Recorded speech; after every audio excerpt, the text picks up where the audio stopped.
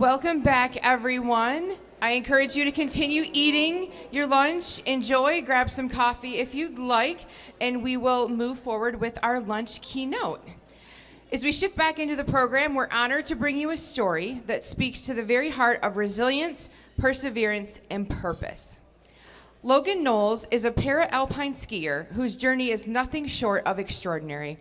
Logan, a native of Horseheads, New York, developed cerebral palsy at birth. After defying the expectations from doctors that he would never walk, Knowles began skiing when he was 6 years old and won his first gold medal in NASTAR, the National Standard Race, at the age of 15.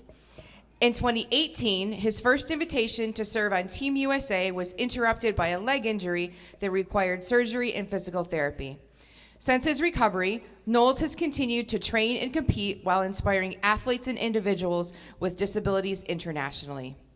In 2024, Knowles launched his organization, Logan Speaks, LLC, to make an impact through motivational speaking and raising awareness about people with disabilities. Logan is currently training for Team USA as he aims to qualify for the next Winter Paralympic Games, Milano Cortina, in 2026. Please join me in welcoming Logan to the stage.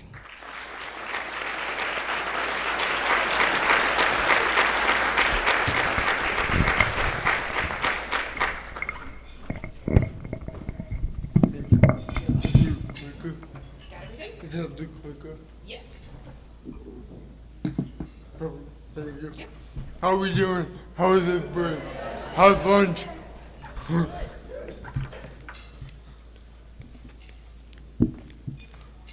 So first and foremost, I want to extend my sincere gratitude toward Vision, their team, Tim, Micah, Christina. The work you guys do is beyond amazing. The last several months of my life have been so crazy. I spent the winter in Utah training with the National Paralympic team, traveling the country, competing World Cup events, all to gain points to qualify for next year's Paralympics, trying to qualify. I just got back from Dallas, where I spent the last 3 weeks filming a new docu-series for Netflix. I'm launching my startup this weekend in New York. All while training for the New York City Marathon in November to raise awareness of my foundation, where we build schools for children with disabilities in Mexico. The thing is though, I was never supposed to be here. When I was born, I went 21 minutes without oxygen. To put that into perspective, the average human is brain dead after 7 minutes. Then I flatlined. Luckily, the doctor revived me and brought me back to life. But during that time, I was without oxygen. Every moment counted. Every moment further that I went longer without oxygen could severely impact my life and the quality of my life. That had to be a world record, right? 21 minutes. You see, my movie is visible. People can see it everywhere I go. On the way here, I was walking to the airport in Dallas, and people were coming up to me, no, hey buddy, do you know where you are? I'm like, do you know where you are? Like, I travel for work all the time. So, and I get that month after month after year because of our world is so greatly uneducated about disability. My room is visible, but so many people are out there in their rooms is invisible. Maybe they're in this room. At 18 months old, doctor told my parents I'll never walk or talk or live anything close to a normal life. I've been diagnosed with cerebral palsy, of which that affects every muscle in my body. The best way to describe it is like somebody having a voodoo doll and poking it randomly, and you never know what area they're gonna poke.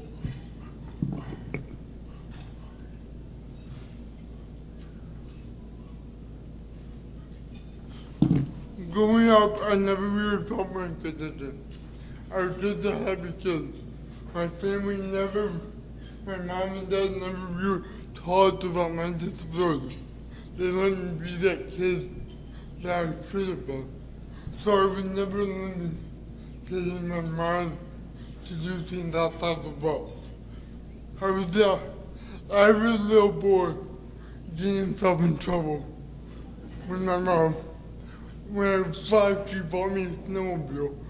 Well, that winter I was building jumps for the snowmobile, and my mom would come out back yelling at me as she see me flying across the yard. And at the time I couldn't even walk. So I would crawl to build the jump, crawl back to the snowmobile, and then go jump the jump. Or I would learn how to pop a wheel on my bike. I had a tricycle, and I did so many wheelies that the handlebar broke off. Just straight off, shooting. Or I learned how to ride and walk down hills to see how fast I could go. Proving Dr. Brown, it almost became like a game to me. The more they said that I couldn't do, the more I wanted to show them what I could do. Every time I had an appointment, I'd be like, hey doc, look at this. Hey doc, watch me run. Hey doc, I can do this. As I got older, though, my family and friends started to know my condition. Kids would laugh. My step-family started teasing me and bullying me, telling me I was so messed up I should just give up and not be here. Nobody would ever love me, and the one that cared, that pretended they did, was just lying to me. I didn't understand because I felt my condition, but I never realized how it made me look. I was just determined to do everything I wanted to do. When I was 13, I saw myself on camera for the first time. And it was like a shock to my system. Because I had never seen the way I walked, the way I talked, the way I moved. I never felt any of that. And it was like a light bulb went off. Because then I understood why the world was acting the way they did to me. And I understood. And before that, I used to get so mad at people. Because I'm like, why do you treat me different? I'm just a human, just like you. And then I realized it wasn't their fault. It's not their fault that they didn't grow up with a son or a child or a friend with CP. They weren't educated about it, and they never understood it. So why should I judge them for not understanding something that they never learned about? After I saw myself on camera, I was so embarrassed. I hated the way I moved. I hated the way I talked. I went into the dark hole where I didn't want to go out in public. I didn't even want to go out to dinner with my family because I felt the eyes just staring me down. As I got to the working age, it became hard to get a job.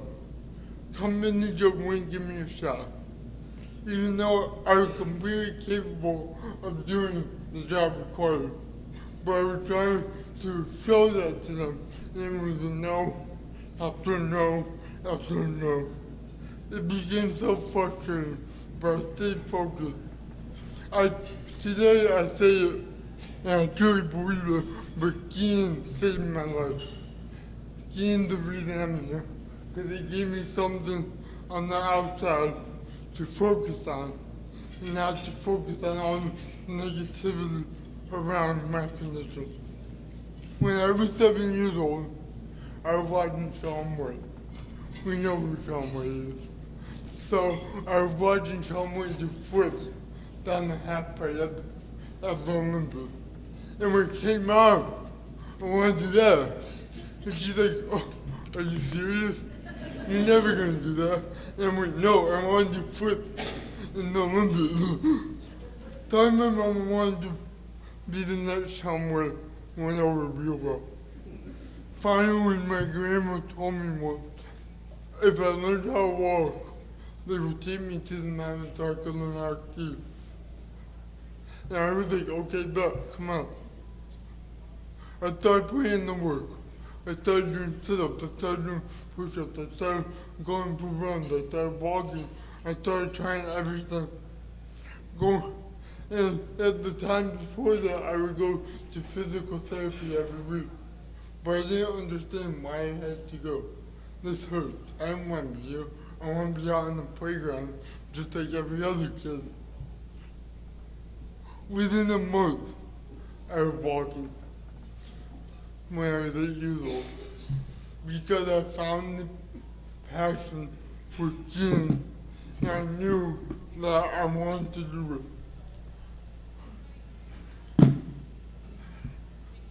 My grandma was like, uh-oh, what are we going to do with you? You can barely walk.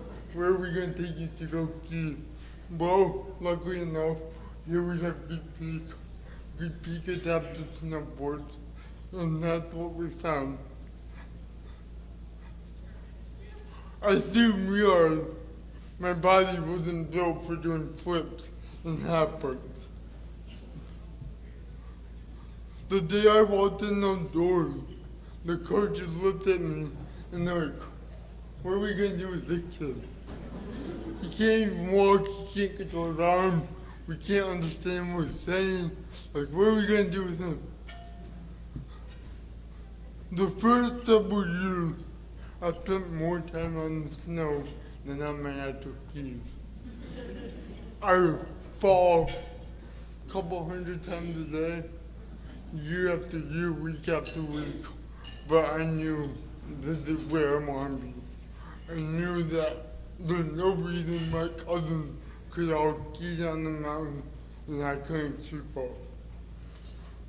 Finally, when I was 12, I skied independently for the first time. I don't know what you call that. That's not skiing.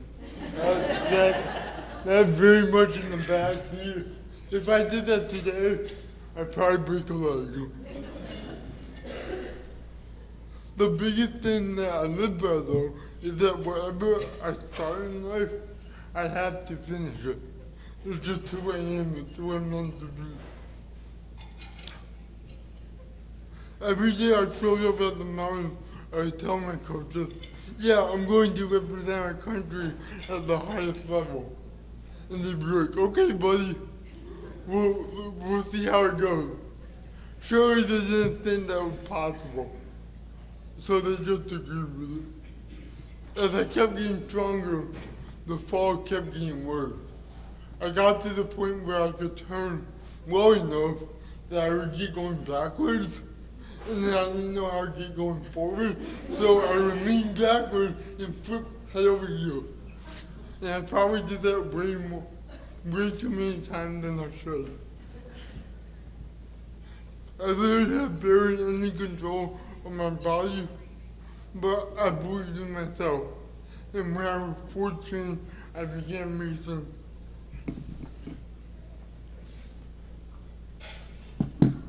I believe that if I worked hard enough and long enough at something, I could eventually overcome this. And I was set out on a mission to prove people wrong. During that time in my life, it was hard because my school, my friends were disappearing from my life. I really only had mom to go to, and every weekend I would just look forward to going to that mountain and putting in the work and testing my body versus the mountain and seeing if I could beat that mountain. I kept racing. I did my first race when I was 14 up at Whiteface. It was awful. we lost power that day. It was negative 35 degrees. I had no clue what I was doing. And it was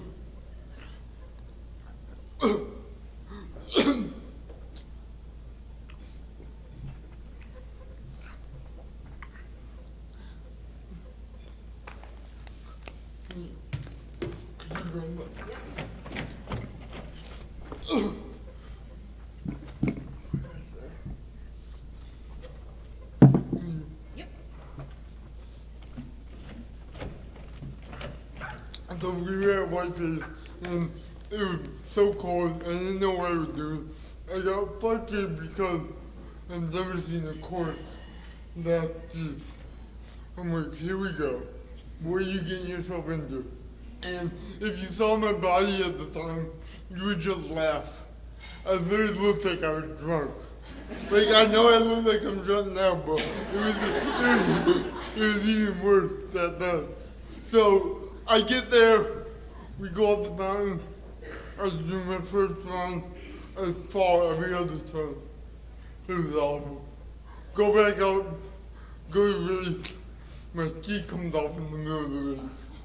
And we go, oh, this is a great start to my career. But I loved it. And I knew there was a lot to learn, but I never wanted to give up. I never wanted to quit. In 2015, I was invited to the National Championships in Aspen, Colorado. I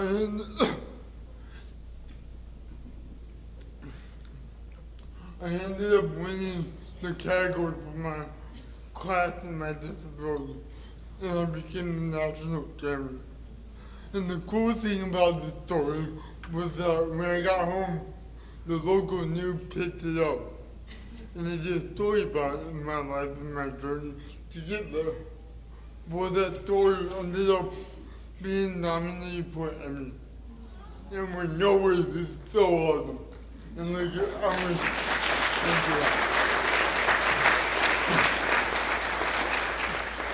and we're cool. I want to win this thing. Who are we up against? Well, there's a football player from North Carolina, there's a lacrosse player from Indiana, and then there's a player that just got drafted to the NBA. And we're like, oh, whoa, we lost. But we got nominated, which was awesome. And it was such a thrill to be part of that journey. So in my time with the Paralympics, I realized a lot of people don't understand what the Paralympics are. So people think Paralympics means paralyzed. It doesn't. The original term was from Germany in the 1940s, and they developed it to say parallel to the Olympics, meaning that the athletes in the Paralympic Games are just as great as the Olympic athletes. So in the Paralympics, we have all categories. We have a standing class, we have a sitting class, and then we also have blind. Yes, there's blind people going 90 down icy hills, and they can't see. I don't know how they do it, but it's awesome. But that goes into the dangers of it. It's really dangerous. When I'm doing super G, I'm going probably 75 to 80 miles per hour. You see the way I walk. I don't know how it's possible, but I do it. And then think about somebody with one leg, or one arm, or who can't walk in the pillow, so they sit in the bucket and they just rotate on their hips down there. It's led to some major crashes. You can go home and you'll be shot. But what ended up happening was in 2018, I got a call and they're like, hey, are you busy? March 2018. I'm like, no. Why? And they're like, do you want to go to Korea? Do you want to go to the Paralympic Games in Korea? And I'm like, oh my God, Yeah. Like everything I had worked for since the time I was 2 years old and I couldn't walk. And it was a dream come true. I loved it. The whole town was in an uproar. They did a news story about it. I would go up to Greek Peak and thousands of people would know who it was and they would high five, autographs. It was like a dream come true because I finally felt comfortable in my own body. I felt like I belonged. I felt like I was making progress toward the life I want to live. Anyway, it was about 3 weeks before my flight to Korea. And I'm up at Great Peak with a bunch of coaches. You probably know some of them because they're all from Binghamton. But anyway, we were up there having a great day, high-fiving. We had probably 40 people in our group, just laughing, cheering, the whole name. And we go up for the last one of the day. It's children at Great Peak. If you ski, you've probably been there. But anyway, so we go down there and we stop at the top. And there's like a knoll to a flat to another pitch. And we're at the top of the first knoll, and my coach Phil looked over at me and like, "Hey Logan, break a leg." And I look at him and I'm like, "Ha, you're so funny." And like I was way too cocky that day because I'm like, I'm going to the Paralympics. Like, I thought I was the guy. So anyway, I go down. They have a radar gun to see how fast I can go, which you should not be doing before the Paralympics. So anyway, I go up the second knoll and I catch air. And the problem was, a couple weeks prior to that day, I was at a World Cup. And at World Cup, we turned the dents up on the binding so the key doesn't come out. Because when you're in the World Cup, you don't want that key coming out because that means you're done. Well, because it was my first World Cup, I never realized I should undo the dents. So when I landed, I fell, caught my egg, tumbled probably a couple hundred yards. I ended up breaking my tibia in 4 places. I rushed to the hospital that night, had surgery at 4 a.m. the next morning. And my coach, he comes up to me and he's like, "Hey look, get up, you gotta go Korea in a couple weeks." And I'm like, "I can't." He's like, "What do you mean you can't?" I'm like, "I can't move. I can't feel my leg. I can't physically get up." And he's like, "Come on, Logan, get up." I'm like, "I can't." So I had surgery. I recovered. I was so mad because I was laying in the hospital bed up in Syracuse. And then we got the call. They were like, "Hey, can you still ski?" And my mom's on the phone with them. And I'm like, "Mom, just tell me I can ski so I can go.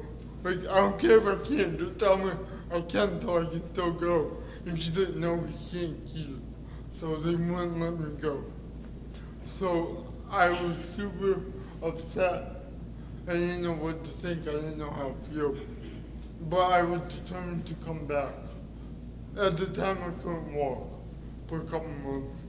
And the doctor kept telling me not to walk. Well, the first time I went back to see the doctor, I was using a walker. And he's like, "What are you doing?" I'm like, "I'm walking." He's like, "Why?" I'm like, "Because they told me I never walk, so I'm going to walk as much as I can." But coming through that injury taught me so much about life and how things can change so fast. And are you able to react to that in a positive manner to help your life keep moving forward? Or are you going to let that one setback hold you back for months, years of your life? Or are you able to just let that go? So the doctor said I never walk. And I think my mission is just to show the world I can walk, but I can also do all this kind of stuff. I picked up wakeboarding last couple years ago with Grateful Warriors. I started surfing and loved it. And then, but just like skiing down the mountain, I love to go fast. So wakeboarding ended up being my thing, and now I'm trying to be the first person with EP to do a backflip over the wake. My mom loves it, I promise. Skiing is awesome, that's my life.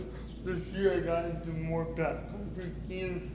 So in Park City there's a ridge called Pinecone Ridge, and the only way to get to it is to hike a couple thousand feet. Well, Ski Patrol found out who I was, and they give me a call and they're like, hey, we have a snowmobile. Do you want to get pulled up to Pinecone? And we're like, heck yeah. I dreamed of doing this when I couldn't walk when I was 4 years old. And here I am skiing double black diamonds down Park City with the best snowfall that I ever could imagine.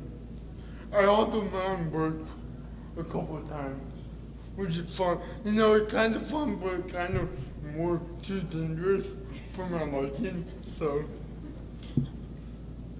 But the thing is, what's holding you back? Why is it holding you back? I never let this condition hold me back. I drive, I travel, I speak, I build companies. I never let what I have define who I am. The days that I remember I was human, the thought of me having a disability was out the window. We're all just human. And yeah, people react to it, but so what? They can learn. I just can't control my muscles. That's not that big of a deal. Instead of being like, why me? I was like, why not me? Why can't I be the one that overcomes this? That shows the world that I can work. That shows the world I can do all this. Not for me, but for the people with CP or any other condition that come behind me.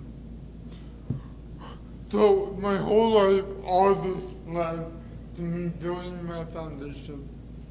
So we built a school 3 years ago in Mexico, Zihuatanejo, Mexico, for kids with disabilities. I was lucky enough to be given access to my life, and I realized so many around the world aren't.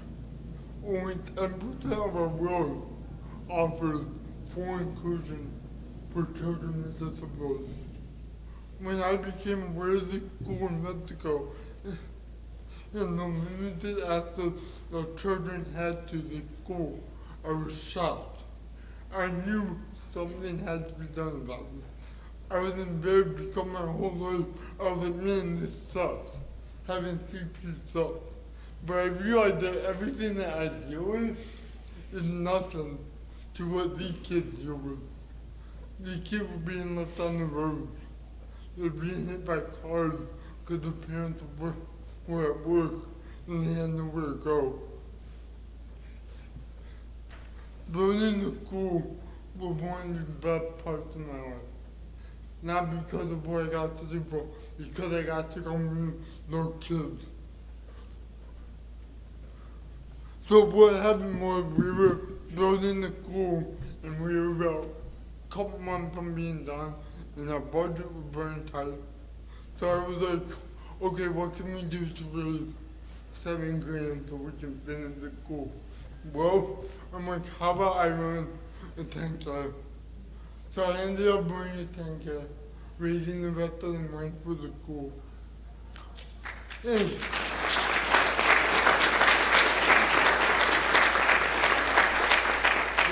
thank you.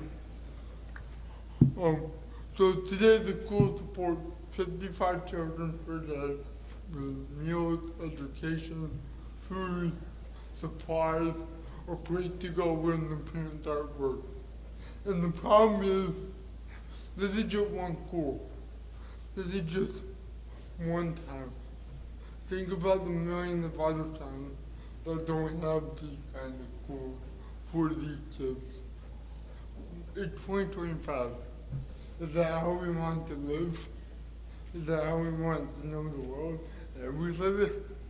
So that my mission to create these schools and to allow kids to have these places to go, just like I had. I was lucky because I could go to public school, but in Mexico, they don't offer public school for the average kid with disability. Now I have plans to run the New York City Marathon in November with a couple NFL players, with a contract with Nike, with a Netflix documentary to raise awareness about the issues going on for these children. The faces right there make everything I do worth it. So, last year we had a girl who is CP. She's 10 years old. She never walked a day in her life. I get a call one day and like, what can we do? And I'm like, well, we should buy a walker. So we ended up buying a walker, and she walked for the first time in her life. I couldn't get the video to work, but the face and the reaction was, it made everything worth it. Everything was beyond worth it. To see her and how she reacted, and to know that I helped play that role in her life, so now she can go farther in life, but walking and doing more. That face right there makes everything worth it. The pain of learning to walk, worth it. The people who laughed at me, worth it. The misunderstanding I dealt with, worth it. Let me leave you with this. Don't ever forget what made you start in the first person. And that first time you had that feeling of you were onto something and you wanted to keep going with it. Don't ever let go of that. Don't ever forget that. Thank you.